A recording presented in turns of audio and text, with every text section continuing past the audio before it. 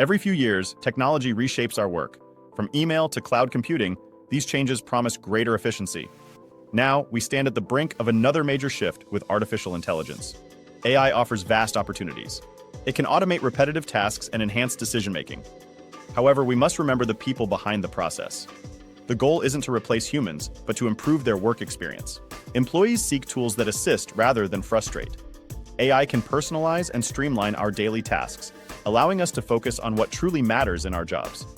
Proper AI integration can remove inefficiencies, making work feel more natural. AI should be seen as a partner.